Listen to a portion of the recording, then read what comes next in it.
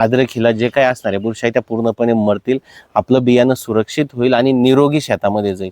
नमस्कार, काल आपण एक व्हिडिओ अपलोड केला होता ज्याच्यामध्ये आपण अद्रकचे जे काही सीड ट्रीटमेंट केली होती त्याच्यासाठी आपण बुरशीनाशक सांगितलं होतं जबॅकझिल, की ज्याच्यामध्ये मेटॅलेक्झिल आणि मेन्कोझेब येतं. आमच्या एका मित्राचे मला कॉल आले होते की मेटॅलेक्झिल आणि मेन्कोझेबच का सांगताय तुम्ही, मार्केटमध्ये बरेचसे सुधारित बुरशीनाशक उपलब्ध आहेत पण तरीही हे जे काही जुनं बुरशीनाशक आहे हेच का सांगतायत.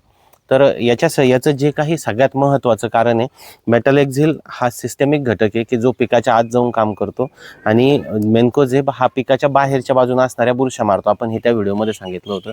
पण अद्रक पिकाला सुरुवातीच्या काळामध्ये जून, जुलै आणि मिड ऑगस्ट याच्यामध्ये जे काही होणारा बुरशीचा प्रादुर्भाव आहे तर त्या बुरशा आहेत पिथियम आणि फायटोप्थोरा, सॉफ्ट रॉट आणि फायटोप्थोरा.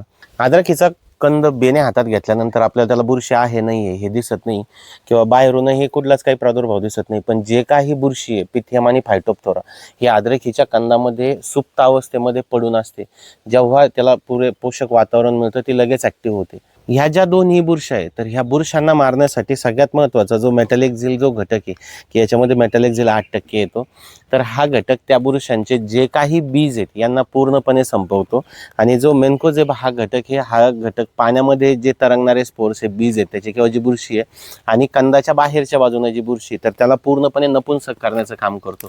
तर टेक्निकली हा घटक जो आहे तर अद्रकीच्या सीड ट्रीटमेंटसाठी एकदम परफेक्ट आहे. याच्याऐवजी दुसरं कोणतंच वापरू नका, हेच बुरशीनाशक वापरा की जेणेकरून अद्रकीला जे काही असणार आहे बुरशी त्या पूर्णपणे मरतील, आपलं बियाणं सुरक्षित होईल आणि निरोगी शेतामध्ये जाईल. याच्यावर तुमचा काय विचार आहे हा नक्कीच कमेंट करून कळवा आणि आपल्या अद्रक लागवड करणाऱ्या मित्रांना नक्कीच शेअर करा. ज्यांना अद्रकीची ॲक्च्युअल माहिती पाहिजे त्यांनी चॅनलला फॉलोही नक्की करा. धन्यवाद.